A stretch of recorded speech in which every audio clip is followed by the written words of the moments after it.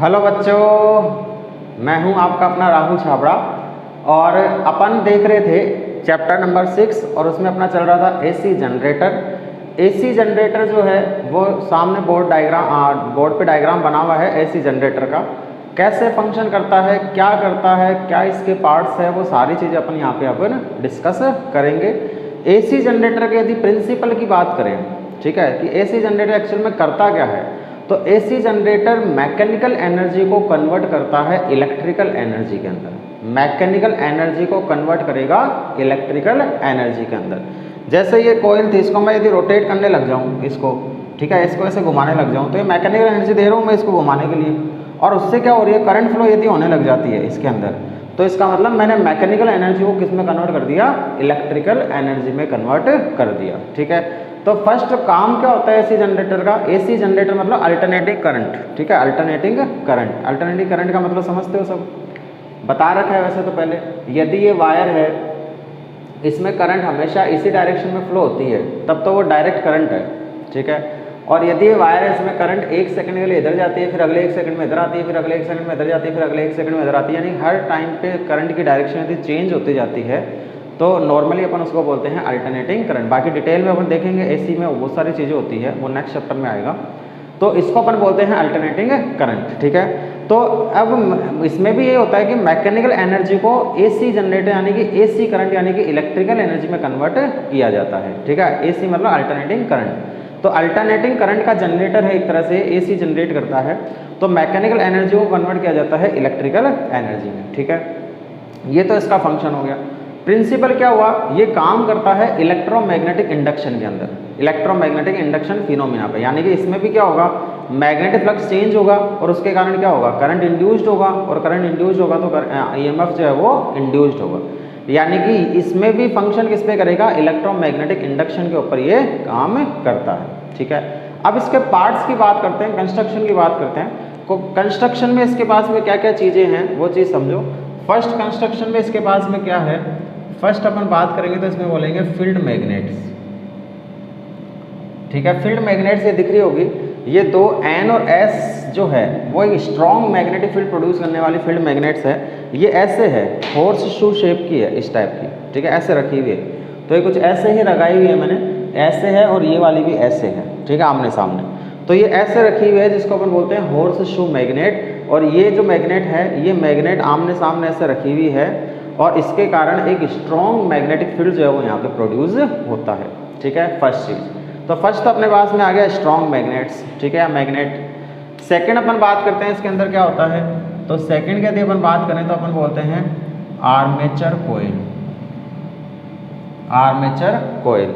Armature कोयल क्या चीज़ है कि ये जो फ्रेम दिख रहा है, रेक्टेंगुलर फ्रेम, इस फ्रेम के ऊपर क्या कर रहा है, किया गया है, वायर्स लपेटे गए हैं। ठीक है, इन फ्रेम्स के ऊपर क्या किया गया है, ये फ्रेम है पूरा, इस फ्रेम के ऊपर वायर्स अपने लगा दिए गए हैं। तो ये जो कोयल बनी है, इस कोयल को अपन बोलते हैं आर्मेचर कोयल। ठीक है, तो एक क्लोज्ड फ्रेम है रेक्टेंगुलर जिसके ऊपर वायर्स लपेटे गए, तो इसको अपन बोलते हैं आर्मेचर कोयल।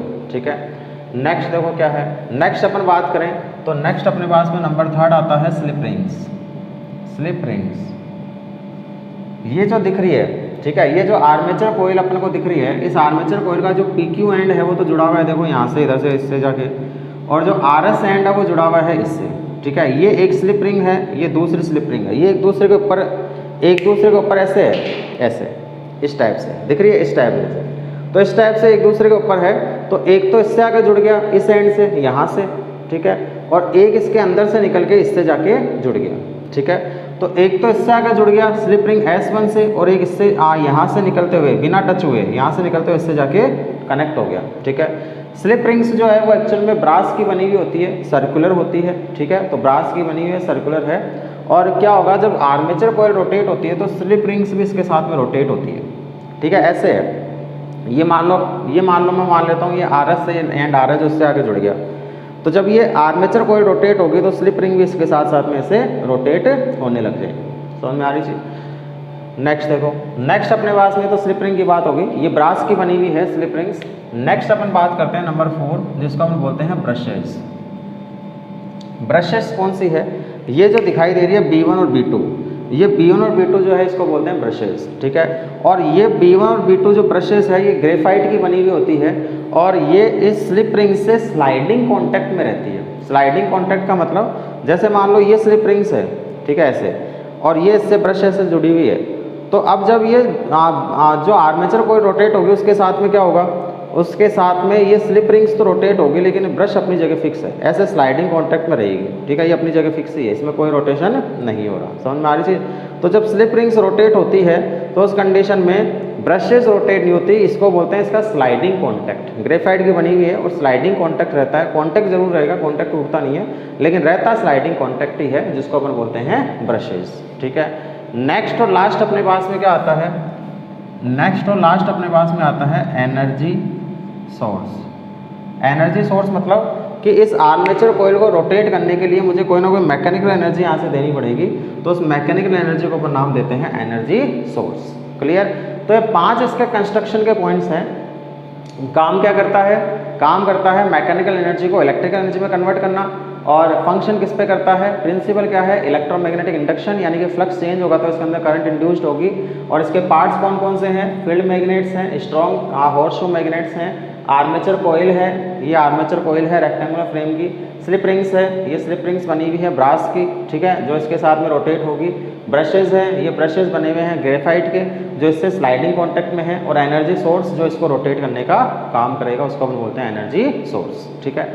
अब देखो ये फंक्शन कैसे करता है। फंक्शन करने से पहले एक चीज़ समझना कि फ्लेमिंग्स लेफ्ट हैंड रूल जो होता था ये वाला, ये तो अपन इसमें ये बताता था फोर्स को, ये बताता था मैग्नेटिक फील्ड को, ये बताता था करंट की डायरेक्शन को। अब एक आता है फ्लेमिंग्स राइट हैंड रूल जो इंड्यूस्ड करंट के काम आता है। इंड्यूस्ड करंट की डायरेक्शन को फाइंड आउट करने के लिए फ्लेमिंग्स राइट हैंड रूल काम करता है। कैसे, ये फिंगर तो बताएगी हमेशा मैग्नेटिक फील्ड को, चाहे इसमें हो चाहे इसमें हो, दोनों में मैग्नेटिक फील्ड ही बताती है, ठीक है। अब देखो ये फिंगर मैग्नेटिक फील्ड को बताती है तो ये भी मैग्नेटिक फील्ड को बताती है। ये वाली जो फिंगर बताती थी, ये वाली, ये बताती थी करंट को, तो इसमें ये वाली जो फिंगर है ये बताती है इंड्यूस्ड करंट की डायरेक्शन को, जो जिस डायरेक्शन में करंट इंड्यूस होगी उसकी डायरेक्शन को। और जो थंब है इसमें बताता था फोर्स को, इसमें बताता है मोशन की डायरेक्शन को, कि जो वायर है वो किस डायरेक्शन में मोशन कर रहा है, ठीक है, उसकी डायरेक्शन को बताएगा। क्लियर। अब समझो, अब देखो यहाँ से इनिशियली ये यूँ मानो कि इधर से इधर की तरफ ऐसे 2 मैग्नेट्स रखी हुई है, स्ट्रॉन्ग, बड़ी सारी मैग्नेट है ऐसे, तो 2 स्ट्रॉन्ग्स मैग्नेट है जो है वो इस तरह से लंबी यहाँ पे ऐसे रखी हुई है, ठीक है। और इनिशियली ये रेक्टेंगुलर कोइल मैंने मान लिया, ये रेक्टेंगुलर कोइल जो थी वो ऐसे है, इस तरह से, ठीक है, यानी कि जो मैग्नेटिक फील्ड जा रहा है उसके कैसे है, ये परपेंडिकुलर है इनिशियली, ठीक है। तो इनिशियली जब ये परपेंडिकुलर है तो एरिया के डायरेक्शन में और मैग्नेटिक फील्ड के डायरेक्शन में कितना एंगल बन रहा है, 0 डिग्री, क्योंकि मैग्नेटिक फील्ड भी इधर की तरफ है और इसका एरिया भी इधर की तरफ ही है, तो 0 डिग्री एंगल बन रहा है। तो यहाँ से फिलहाल फ्लक्स जो निकल रहा है वो मैक्सिमम फ्लक्स यहाँ से बाहर निकल रहा है, ठीक है। फिर अब यहाँ से समझना, अब ये ऐसे रोटेट होना शुरू हुई, मैकेनिकल एनर्जी दी अपन ने, मैकेनिकल एनर्जी से क्या होगा, ये ऐसे रोटेट होना शुरू होगी। तो ये वाला जो एंड दिख रहा है ये तो अपना कौन सा है, PQ, और पीछे वाला जो दिख रहा है वो क्या है, RS। तो PQ तो जा रहा है अंदर की तरफ, देखो ध्यान से, और RS जा रहा है बाहर की तरफ, आ रहा है। तो PQ जब अंदर की तरफ जा रहा है तो इसमें करंट की डायरेक्शन किधर होगी, समझना। अपन बोल रहे हैं कि ये तो मैग्नेटिक फील्ड की डायरेक्शन ये वाली इधर की तरफ हो गई, ठीक है। मोशन किधर हो रहा है इसका, अंदर की तरफ, तो मोशन मैंने इसको अंदर की तरफ ले लिया, मैग्नेटिक फील्ड इधर, मोशन किधर जा रहा है इसका, अंदर की तरफ, तो करंट किधर जा रही है, नीचे की तरफ। तो करंट नीचे की तरफ जा रही है, इसका मतलब मैं बोल सकता हूँ Q से P की तरफ, ठीक है। तो फिलहाल जो करंट जा रही है वो किधर जा रही है, Q से P की तरफ, इधर से होते हुए, हो गई, ठीक है। और इसमें करंट किधर आएगी, RS में, RS में देखो, RS तो बाहर की तरफ आ रहा है, RS बाहर की तरफ आ रहा है, तो वही ये तो मैग्नेटिक फील्ड की डायरेक्शन, मोशन किधर हो रहा है, बाहर की तरफ, तो मोशन अपने बाहर की तरफ कर दिया, ये लो बाहर की तरफ। तो करंट किधर जा रही है, ऊपर की तरफ, ऊपर की तरफ मतलब ऐसे, तो इसमें तो करंट ऐसे जा रही है, फिर इसमें करंट ऐसे जा रही है। तो इधर से करंट यदि अपन बात करें तो Q से P करंट आ रही है, वो ऐसे जा रही है, वो ऐसे जा रही है, वो ऐसे जा रही है, वो ऐसे जा रही है, वो ऐसे जा रही है, और फिर ऐसे जा रही है। समझ में आ रही चीज, यानी कि करंट की डायरेक्शन किधर हुई यदि देखा जाए तो करंट की डायरेक्शन IQPSR आ रही है। तो फिलहाल यदि फर्स्ट हाफ में यदि अपन देखें तो फर्स्ट हाफ में मेरे पास में करंट की जो डायरेक्शन निकल के आई है वो निकल के आई है QPSRQ, ठीक है, QPSRQ, ऐसे करंट की डायरेक्शन जो है वो फ्लो हो रही है इस तरह से, ठीक है। ये डायरेक्शन चेंज हो जाएगी, मत सोचो कि मैंने ऐसे शो कर रखी है, तो अब फर्स्ट हाफ में तो करंट जो फ्लो होगी वो इस तरह से फ्लो होगी, ऐसे हो जाएगी। फिर जैसे ही इसका फर्स्ट हाफ कंप्लीट होगा, जैसे ये थी, ठीक है, ये तो अपना पी क्यू था, ये अपना आर एस था, जैसे ही इसका फर्स्ट हाफ कंप्लीट हो जाएगा, ऐसे हो गया ऐसे। अब क्या हुआ, अब ये जो आर एस है ये तो इधर आ गई और पी क्यू जो है वो इधर चली गई, हो गया। तो अब क्या होगा, आर एस की जो है वो तो नीचे की तरफ जाएगी और पी क्यू ऊपर की तरफ आएगी। तो आर एस जो है वो तो अंदर की तरफ जा रहा है, ऐसे, ठीक है, अंदर की तरफ मैग्नेटिक फील्ड इधर, तो करंट किधर जाएगी, नीचे की तरफ। तो करंट इसमें नीचे की तरफ फ्लो होगी। अब तो करंट नीचे की तरफ जाएगी, नीचे की तरफ मतलब ऐसे, आर से एस, ठीक है। तो करंट इसमें तो जा रही है आर से एस, तो अपन बाहर लिख लेते हैं यहाँ पे, करंट जा रही है आर एस से, ठीक है। फिर इसमें और देखते हैं इसमें किधर आएगी, पी क्यू में। पी क्यू में क्या हो रहा है, अब पी क्यू जो है वो बाहर की तरफ आ रहा है बाहर की तरफ रोटेट होते हुए। तो बाहर की तरफ आ रहा है तो ये तो मैग्नेटिक फील्ड हो गया, ये बाहर की तरफ इसमें मोशन हो गया, तो करंट ऊपर की तरफ जा रही है ऐसे, ऐसे जा रही है, इसका मतलब ऐसे जा रही है, पी से क्यू। तो R S P Q R, R S P Q R, ऐसे करंट फ्लो होगी। तो देखो कैसे होगी, इस रेजिस्टेंस में देखो फर्स्ट हाफ में तो कैसे करंट फ्लो हुई थी, ऐसे, इस तरह से B2 से B1। तो फर्स्ट हाफ में तो कैसे करंट फ्लो हुई थी, B2 से B1।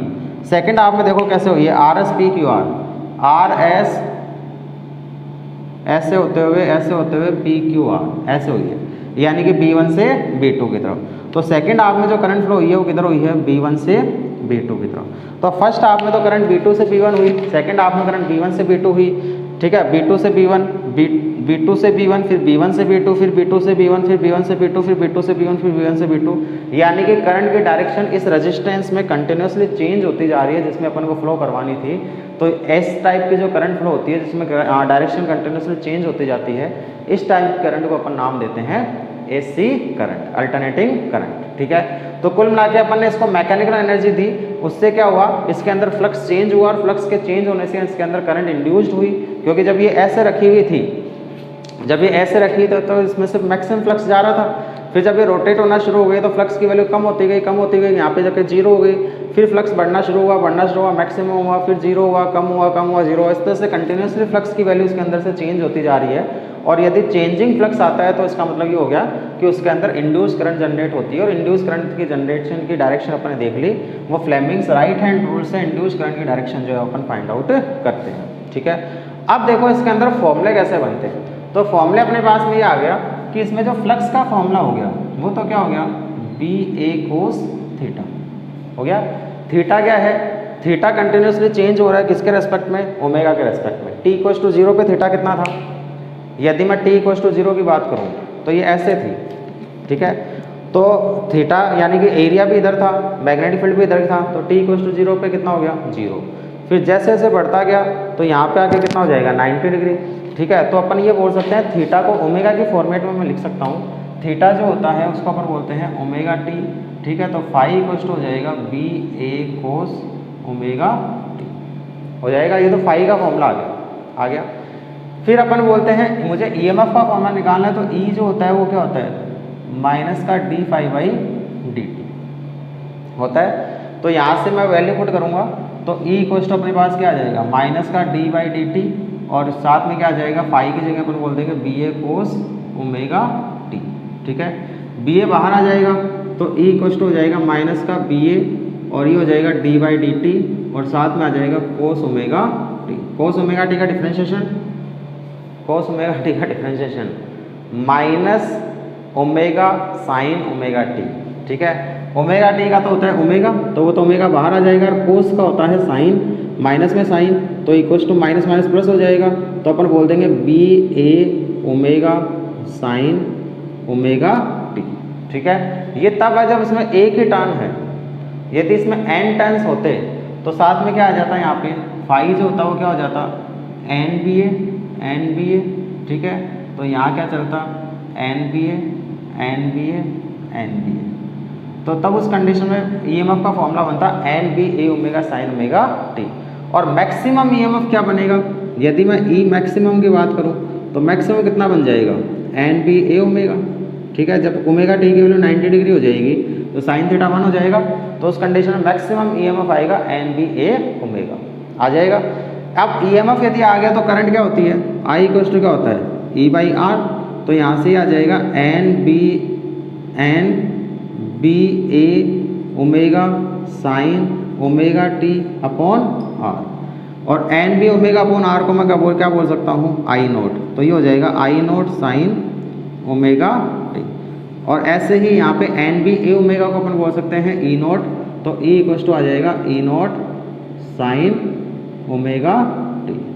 ठीक है, तो यहाँ से ई नोट का फॉर्मूला तो क्या आया, एन बी ए ओमेगा, और यहाँ से आई नोट का फॉर्मूला क्या आया है, आई नोट का फॉर्मूला यदि अपन देखेंगे तो क्या आएगा, आई नोट का फॉर्मूला अपने पास में आएगा यहाँ से N B A omega upon R. ठीक है, तो ये अपने पास में फॉर्मूले यहाँ से निकल के आ जाते हैं कि ईएमएफ का फॉर्मूला इंपॉर्टेंट फॉर्मूला बनता है N B A omega sine omega T, और मैक्सिमम ईएमएफ जो बनता है वो कितना बनता है, एन बी ए ओमेगा। ठीक है, तो मैक्सिमम ईएमएफ को ई नोट से डिनोट करते हैं, इसकी वैल्यू आती है एन बी ए ओमेगा। ऐसे ही मैक्सिमम करंट बनती है आई नोट, और करंट की इक्वेशन बनती है I naught sine omega T, और मैक्सिमम करंट बनती है N B A omega upon R. ठीक है, तो ये सारी चीज़ें अपन ने यहाँ पे देख ली। अब इसके अंदर एक ग्राफ बनता है, ग्राफ कैसा बनता है वो चीज़ समझना। इनिशियली अपन ये बोल रहे हैं कि जो अपनी रेक्टेंगुलर कोइल थी वो रेक्टेंगुलर कोइल इस तरह से रखी हुई थी। इनिशियली तो अपन बोल रहे हैं ऐसे रखी हुई थी। ठीक है, इसके पैरेलल मैग्नेटिक फील्ड के क्या थी, परपेंडिकुलर, और ऐसे रखी हुई थी इस तरह से, इस तरह से। ठीक है, और इसको अपन ने नाम दे दिया था, क्या क्या था ये, पी क्यू आर एस। ठीक है, ऐसा ही था ये कुछ इस तरह से। तो इनिशियली तो ये ऐसे रखी हुई थी, फिर क्या हुआ, फिर ये ऐसे हो गई ऐसे। तो जब वो ऐसे रखी हुई थी उस टाइम पे यदि अपन बात करें तो कितना ईएमएफ इंड्यूस्ड हो रहा है, यदि मैं बात करूं ईएमएफ के बीच में और टाइम के बीच में ग्राफ बनाएं, t इक्वल टू 0 पे ऐसे थी इस तरह से, तो t इक्वल टू 0 पुट करूंगा यदि मैं इक्वेशन में, तो ईएमएफ कितना होगा, 0 होगा, 0। तो अपना ग्राफ यहाँ से शुरू हो जाएगा ग्राफ बनाना अपन को ईएमएफ और टाइम के बीच में। ठीक है, फिर ये कुछ टाइम बाद में ऐसे हो गई, यानी कि इस कंडीशन में क्या होगा, इस कंडीशन में नेक्स्ट जो कंडीशन आएगी उसमें ये कोइल जो है वो अपनी ऐसी हो गई, इस तरह से हो जाएगी ऐसे। तो यहाँ तो क्या आ जाएगा अपना, ये ऐसे थी और ऐसे हो गई, तो पी क्यू तो इधर चला गया, ये पी क्यू चला गया, और ये आर एस इधर आ गया इस तरह से। ठीक है, ये कब, ये कितने टाइम में होगा अभी, ये ऐसे थी और ऐसे हो गई, कितने टाइम में होगा। ठीक है, यह एंगल देखो कितना बना, यहाँ पे एंगल 0 डिग्री था, यहाँ एंगल कितना हो गया, 90 हो गया, 90। तो जब 90 हो गया तो क्या ईएमएफ जो होगा, जब थीटा की वैल्यू 90 डिग्री हो गई तो जब ईएमएफ होगा वो मैक्सिमम हो जाएगा ई note N B A omega. ठीक है, यानी कि इस कंडीशन में ईएमएफ जो है वो इंक्रीज होते होते क्या हो गया, मैक्सिमम हो गया। नेक्स्ट कंडीशन में क्या होगा, ये जो ऐसे हुई है वो ऐसे हो गई। ठीक है, फिर से ये इस तरह से आ गई, तो इस तरह से जब ये आ जाएगी ऐसे, ठीक है, तो कैसे हो गई, ये तो वही आर एस, ये पी क्यू। तो इस कंडीशन में फिर से एंगल कितना हो गया, जब ये ऐसे घूम के ऐसे थी पहले, ठीक है, तब तो एंगल 0 डिग्री था।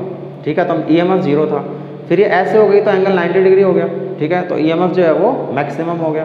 फिर ये ऐसे हो गई तो एंगल जो हो गया वो 180 डिग्री हो गया, तो साइन 180 भी 0 ही होता है। तो फिर से ईएमएफ क्या हो जाएगा, यहाँ पे आके जब ये यहाँ पहुँच जाएगी तो ईएमएफ फिर से कितना हो जाएगा, 0 डिग्री हो गया, 180 पे 0 डिग्री हो गया। फिर ये ऐसे रोटेट होगी तो एंगल बनेगा 270। ठीक है, तो 270 ये ऐसे थी, अब ये ऐसे रोटेट होगी, तो फिर से इस तरह से हो जाएगी। ठीक है, ऐसे हो गई, तो ऐसे हो गई, तो ये तो अपना एस आर और ये क्यू पी। ठीक है, इस तरह से, लेकिन एंगल कितना हो गया, 270। ठीक है, 0 डिग्री, 90 डिग्री, 180 डिग्री। ठीक है, और ये 270 डिग्री। तो 270 डिग्री साइन 270 होता है माइनस का 1 होने का मतलब ये नेगेटिव में चला जाएगा, माइनस का एन बी ए ओमेगा। ठीक है, ये माइनस में आ जाएगा, ये वाली वैल्यू माइनस का एन बी ए ओमेगा आ जाएगा। फिर बाद में वापस घूमते 270 से किधर आ गया, 360 पे कितना हो जाता है, 0। यानी कि फिर से एक ऐसी कंडीशन हो गई, इस टाइप की सी कंडीशन हो गई, ये तो क्यू पी एस आर। ठीक है, और फिर से क्या हो जाएगा, ये 0 डिग्री पे या 0 पे चला जाएगा। तो ये अपना इसके अंदर ग्राफ बनता है ईएमएफ और टाइम के बीच में। तो इस कंडीशन से वापस ये कंडीशन अचीव हो गई, और आगे चलेंगे, अब वापस ये ऐसे कंडीशंस आती जाएगी, तो ये ग्राफ जो है वो आगे अपना ऐसे ही चलता जाएगा इस तरह से। ठीक है, ग्राफ जो है वो आगे इस तरह से चलता जाएगा। तो ये ग्राफ बनता है ईएमएफ और टाइम के बीच में, और ये होता है अपना एसी जनरेटर। क्लियर है, तो ये अपना एसी जनरेटर है। अब इसमें कोई डाउट हो तो देख लेना, पूछ लेना, नहीं तो फिर पढ़ते रहना। तब तक मज़े करते रहो, पढ़ते रहो, चैनल को लाइक सब्सक्राइब शेयर करते रहो, फैलाते रहो और मज़े करते रहो। All the very best.